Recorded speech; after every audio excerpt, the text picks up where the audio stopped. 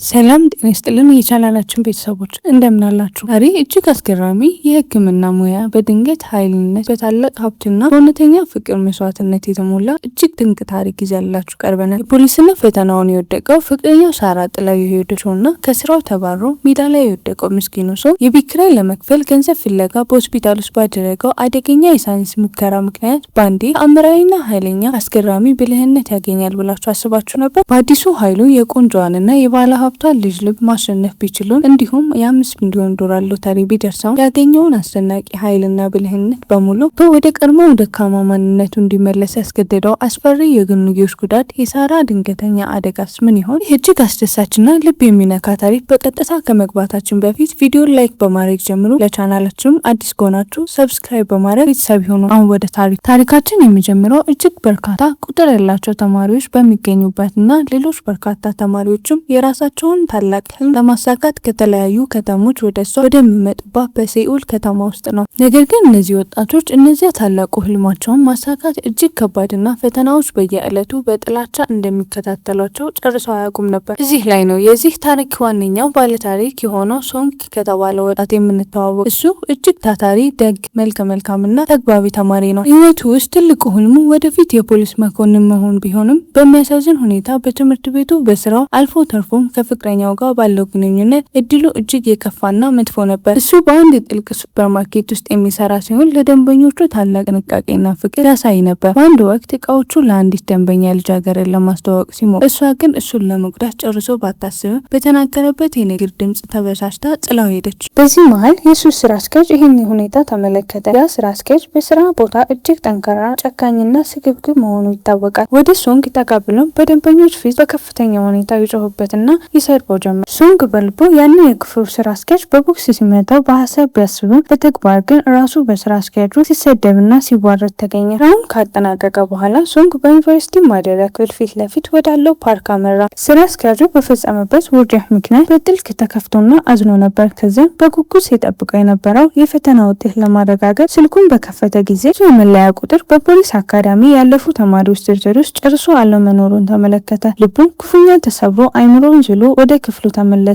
ልክ በዚያ ቅጽበት የሶንግ የቅርብ ጓደኛ ከሆነው ጂ ጋር እንተዋወቃለን። ጂ የሶንግ ክፍል ቁልፍ በእጁ ስለነበረው በሩን ከፍቶ ሲገባ ሶንግ በጠረጴዛው ላይ ተደፍቶ ስቅስቅ ብሎ ሲያለቅስ አገኘው። ምን እንደተፈጠረ ሲጠይቀው ሶንግ የፖሊስ አካዳሚ ፈተናውን እንደወደቀ ነገር ሊያረጋጋውና ሊያጽናናው የቻለውን ጥረት አደረገ። ቆየት ብሎ ሶንግ በጥልቀት ከሚወዳት ፍቅረኛው ከሳራ ጋር ለመገናኘት የሄደ ቢሆንም እሷ ግን በድንገት ከእንግዲህ ወዲህ ከእሱ ጋር መቆየት እንደማትፈልግና ግንኙነታቸው እንዲያበቃ ነገረችው። በነገሩ ይበልጥ ተከፍቶ በሁሉም ነገር ላይ እድሉ ምን ያህል መጥፎ እንደሆነ አሰበ። ይባስ ብሎም የቤት አከራዩ ላለፉት 2 ወራት ያልከፈለውን የቤት ኪራይ እንዲከፍል ጠየቀው። ሶንግም ምንም አይነት ገንዘብ እንደሌለው ሲነግረው አከራዩ እቃዎችን ወደ ውጭ በመወርወር ከቤት አባረረው። ሶንግም ልብሶቹንና መጽሐፎቹን ሰብስቦ በምሽት ወደሚሰራበት በሱፐርማርኬት የእቃ ማከማቻ ክፍል ውስጥ ተኝቶ አደረ። በማግስቱ ጠዋት ስራ አስኪያጁ እዛ ተኝቶ ቢያገኘው በታላቅ ቁጣ ተሞልቶ ከስራ አባረረው። የሰራበትንም የወር ደመወዝ እንኳን ጨርሶ ሳይከፍለው አሰናበተው። ሶንግ በብቸኝነት ተሞልቶ ጓደኛው እንጂ ለማግኘት ሄደ። ከቤቱም ሆነ ከስራው እንደተባረረ ከሳራም ጋር እንደተለያዩ በሀዘን ነገረው። በኢንተርኔት ላይ ስራ በሚፈልግበት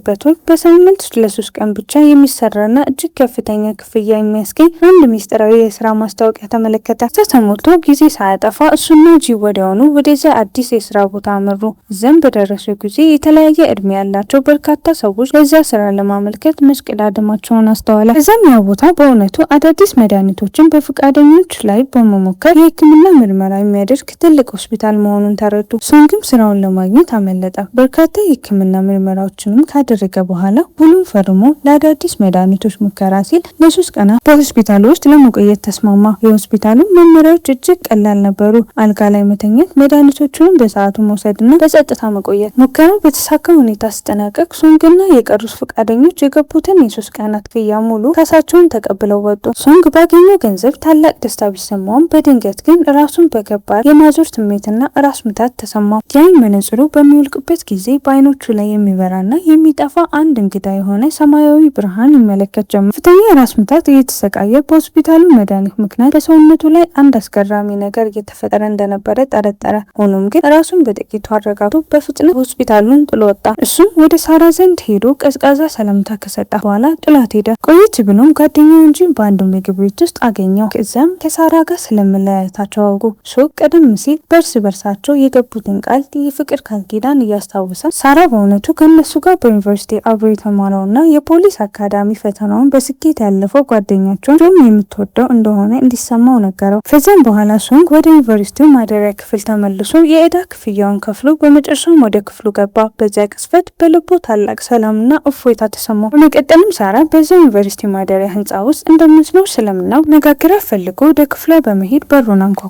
በሩን በከፈተችለት ጊዜ እሷ ምን ያህል እንደናፈቃትና ያለሷ ህይወቱ ምን ያህል እንደደከመ ነገረው። ለመለያየታቸው እውነተኛ ምክንያት እንድትነግረው ቢጠይቃትም ሳራ ግን ንግግሩን ችላ ብላ ፊቱ ላይ በኃይል በሩን ዘጋችበት። ልቡ የተሰበረው ሶንግ ወደ ክፍሉ ተመልሶ ጋደም አለ። በጥቂት ሰዓታት በኋላ በከፍተኛ ህመም ምክንያት ከእንቅልፉ ነቃ። ሰውነቱ በከፍተኛ ትኩሳት ይቃጠልና ይንቀጠቀጥ ነበር። በማግስቱም ጠዋት ለትኩሳቱ የሚሆን መድኃኒት ለመግዛት ወደ ፋርማሲ አመራ። ወደ ቤት ወደሚመለስበት መንገድ ላይ ግን በሆስፒታል ውስጥ ተሰምቶት የነበረውን እንግዳ የሰውነት ድካምና ህመም በድጋሚ ተሰማው። መንገድ ላይ በእግረኞች እያለፈ ሳለ በአንድ ጊዜ አእምሮ ትኩረቱን አጣ። ልክ በዚያን ቅጽበት አንድ ከፍተኛ ያለው መኪና በፍጥነት ወደሱ እየበረረ መጣ።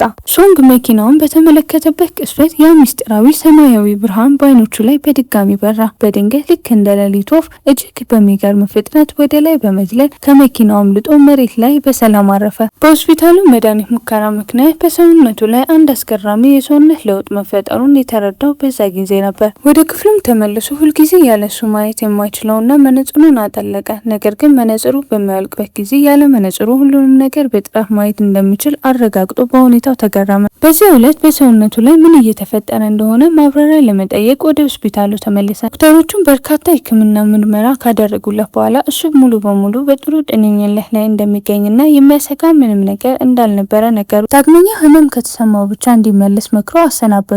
ከሆስፒታሉም እንደወጣ ሶንግ ጓደኛውን ጂንን አገኘውና ከሌሎች ጓደኞቻቸው ጋር ቢሊያርድ ለመጫወት ሄዱ። እንደ እውነቱ ከሆነ ግን ሶንግ ከዚህ ቀደም ቢሊያርድ ጨርሶ መጫወት አይችልም ነበር። ነገር ግን የእሱ ተራ በደረሰ ጊዜ በአንድ ጊዜ እጅግ አስገራሚ የሆነ የማሰብ ችሎታና ጥበብ ማሳየት ጀመረ። ጓደኞቹም አስገራሚ ጨዋታ ተስጦ በከፍተኛ ሁኔታ ተደነቁ። በማግስቱ ጠዋት ሳራ ወደ ስራዋ ልትሄድ ስትሰናዳ በበሯ ላይ የተንጠለጠለ የምግብ ከረጢት ተመለከተች። ለአዲሱ ስራዋን ለሚደረገው ቃለ መጠይቅ እጅግ እየቸኮለች ስለነበረ ምግቡን እዛ ላለው ዘበኛ ሰጥታ በፍጥነት ሄደች። በመንገድ ላይ ሳለች በስራዋ ላይ የነበረውና አካባቢው በጥበቃ ላይ የነበረውን ጀሞን አገኘችው። ለምን እንደምትሮጥ በጠየቃት ጊዜ ለስራ ቃለ መጠይቅ እንደረፈደባት ነገረችው። ጀሞም ወዲያውኑ በሞተር ብስክሌቱ ሊያደርሳት እንደሚችል ነገራት። እሷም ያለምንም ማመንታት ፈቃደኛ ሆና ተሳፈረች።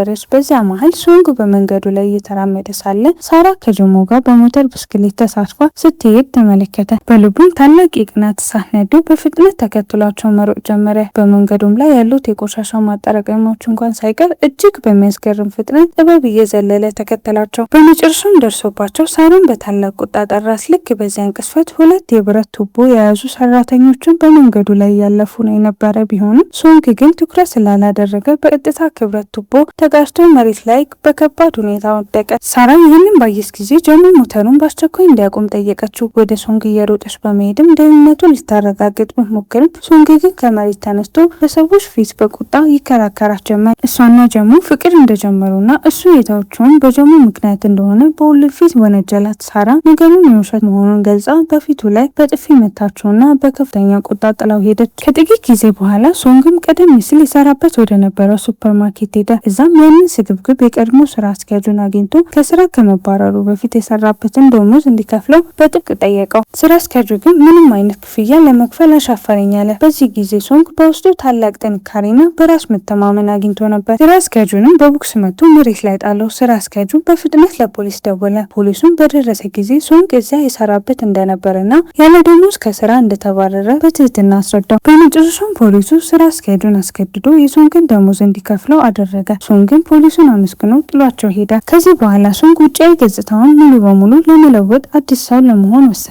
ወደ ጸጉር ማስተካከያም ሱቅ በመሄድ ጸጉሩን ተቆርጦ ተቀብቶ አዲስ የጸጉር ስታይል አደረገ። በዚህ አዲስ ውብ ገጽታው ወደ ውጭ በወጣ ጊዜ በርካታ ልጃገረዶች በሱ ውበት ተማርከው በትኩረት ይመለከቱት ነበር። በዚያች ምሽት ሶንግ በአንድ ድልድይ ላይ እየተራመደ ሳለ የአንዲት ልጃገረድ የጭንቀት ጩኸት ሰማ። ወደ ታች ሲመለከት በተወሰኑ ባለጌ ወንዶች አንዲት ልጃገረድ አስቸግሯት ተመለከተ። ያለምንም ማመንታት ከድልድዩ ላይ በቀጥታ ወደ እነሱ ዘለለ።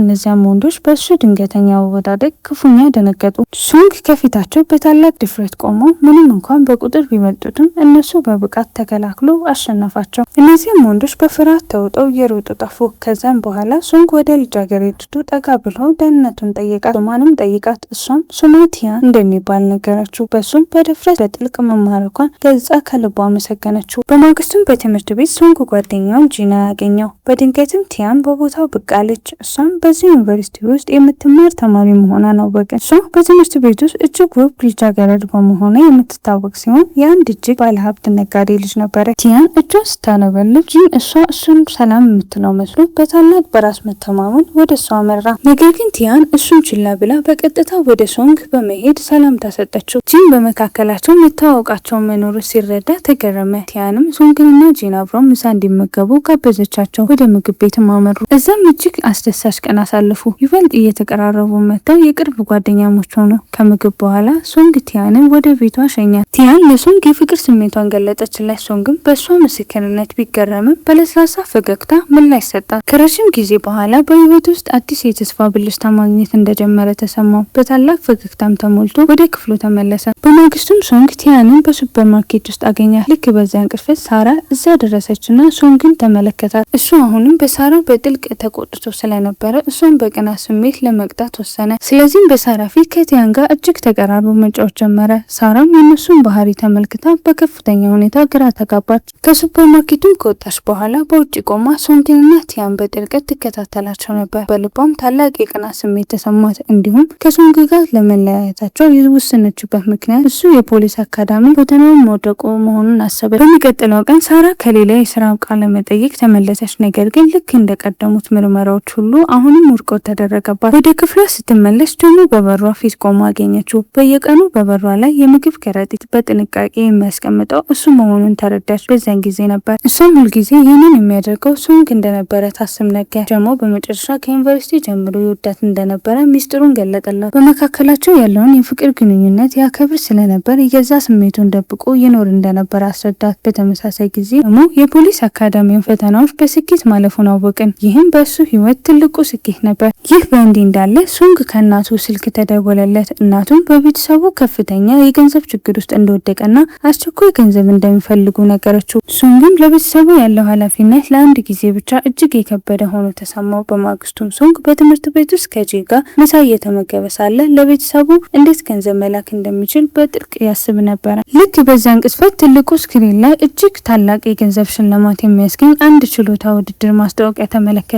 ሶንግም ወዲያውኑ ለመሳተፍ ወሰነ። ጂን በሱ ሀሳብ ቢስቅበትና ቢጠራጠረውም ሶንግ ግን አሁን በታላቅ የሰውነት ጥንካሬና ብልሃት ስላለው በራሱ ተማምኖ እንደሚያሸንፍ ነገረው። በማግስቱም ውድድር ተጀመረ።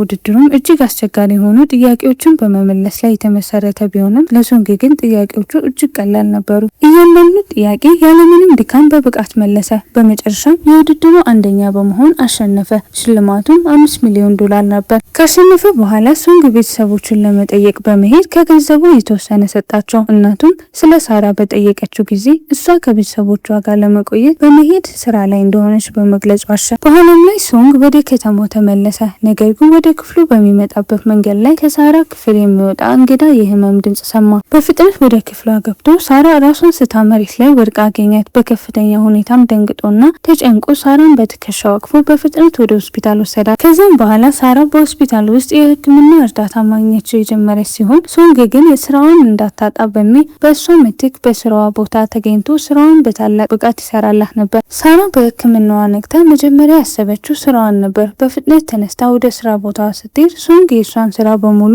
በታላቅ ታማኝነት ሲሰራላት አገኘችው። ስራውን ካጠናቀቁ በኋላም አብረው ወደ ቤት ተመለሱ። በመንገድ ላይ ሳሉ ሳራ ለእሷ ስላደረገላት መልካም ሁሉ ነገር ሶንግን ከልቧ አመሰገነችው። ሶንግን በሱ ክፍል ውስጥ እንድታርፍ ነገራት።